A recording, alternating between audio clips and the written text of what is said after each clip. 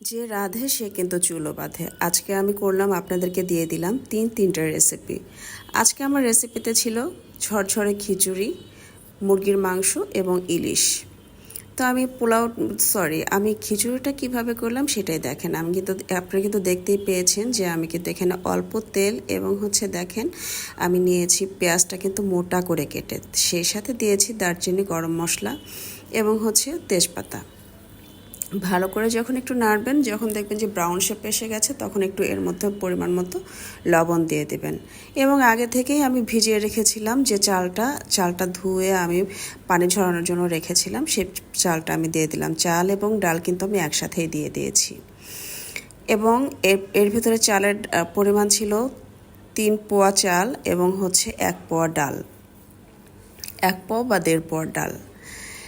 যখন চালটা ভাজা হয়ে গেছিলো, তখন কিন্তু আমি এই যে আগে থেকে সিদ্ধ করে রাখা পানিটা, সে পানিটা কিন্তু দিয়ে দিলাম। ফুটানো, সবসময় মনে রাখবেন ফুটানো চাল দিলে কিন্তু টেস্টটা বেশি বাড়ে। এবং আমি দিয়ে দিলাম পরিমাণ মতন হলুদের গুঁড়া, মরিচের গুঁড়াটা একটু বেশি দিয়েছি কারণ আমরা একটু ঝাল খাই। এবং এখানে দেখেন আমি দিয়ে দিলাম আমার যেহেতু ধনা আর জিরা একসাথে গুঁড়ো করা থাকে, তো সেই মশলাটা আমি দিয়ে দিলাম। আর এখন দিয়ে দিলাম আমি আদা, রসুন, পেঁয়াজ একসাথে করে আমার ব্লেন্ড করা থাকে সেটা। তো দেখেন এখানে কিন্তু দেখাই যাচ্ছে যে আমি কিন্তু তেলটা খুবই কম পরিমাণে ইউজ করেছি।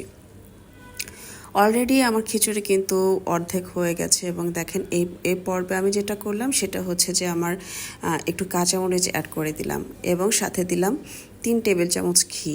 এতে করে যেটা হবে, আমার খিচুড়ির পরিমাণটা কিন্তু অনেক বেশি হয়েছে, এজন্য আমি ঘিটা একটু বেশি দিয়েছি। এতে করে যেটা হবে, সুন্দর একটা স্মেল ছড়াবে, যেটা আপনি ঢাকনাটা যখন খুলবেন দেখবেন যে একেবারে গন্ধে মো মো করছে।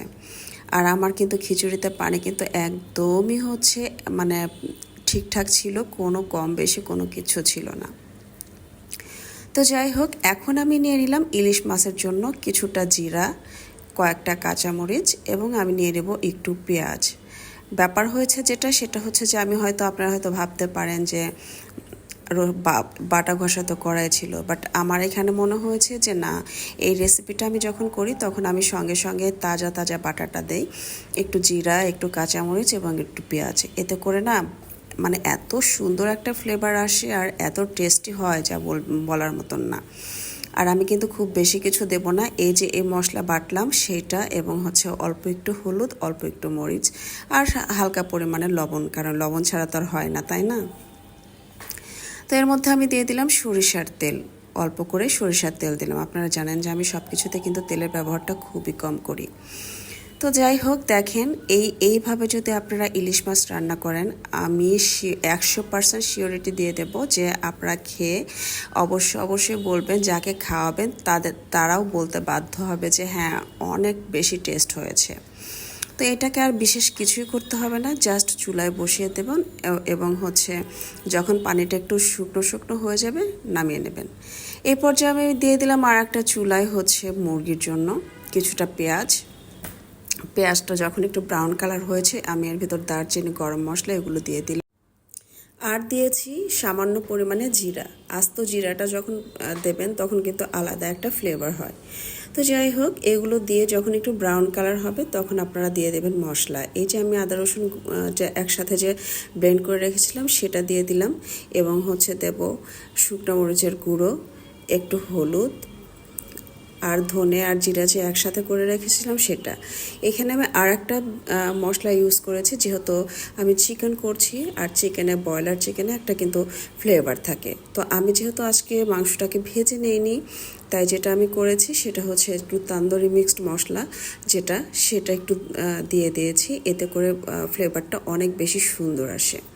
তো যাই হোক, এটা করার সময় যেহেতু আমি তেল কম ব্যবহার করেছি, তাই জন্য কিন্তু দেখা যাবে যে এটা করার সময় আপনার 1 কাপ পরিমাণে পানি অ্যাড করতে হবে। এতে করে কিন্তু আপনার মশলাটা পুড়ে যাবে না। এই যে আমি দেখেন পানি দিয়ে নিলাম, এখন কিন্তু দেখেন মানে কি যে একটা সুন্দর কালার হয়েছে, যেটা আসলে মানে দেখেই বোঝা যাচ্ছে।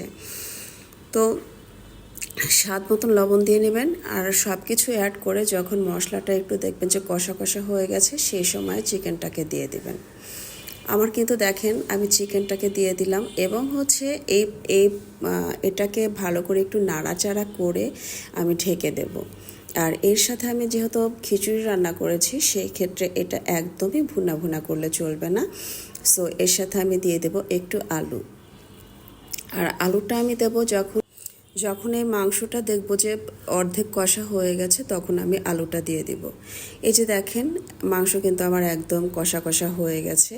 এই পর্যায়ে আমি দিয়ে দিব আলু এবং আলুটা দেওয়ার পরে দেখবেন যে এত সুন্দর একটা কালার এসেছে, ওয়াও, মানে জাস্ট ওয়াও একটা কালার হয়। আর এই আলুটা যখন কষা একদম শেষ হয়ে যাবে, তো যখন আলুটা দেখবেন যে একটু ভেঙে ভেঙে গেছে তখন বুঝবেন যে হ্যাঁ এটা হয়ে গেছে। তখন কেউ চাইলে একটু মানে ঝোল রাখতে চাইলে পানি অ্যাড করতে পারেন। তো আমি এর মধ্যে দিয়ে দিলাম 4-5টা কাঁচামরিচ ফ্লেভারের জন্য। এবং দেখেন আমার আলুটা ভেঙে গেছে, তার মানে এখন আমাকে দিতে হবে একটু পানি।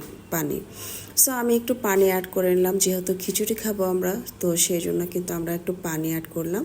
আর একদম শেষে যেটা আমি করেছি সেটা কিন্তু অল্প পরিমাণে একটু ঘি দিয়েছি, যাতে একটা সুন্দর একটা ফ্লেভারে যেন একদম চারিদিকে মৌ মৌ করছিল। এত টেস্টি আর এত সুন্দর হয়েছে যেটা বলার মতন না।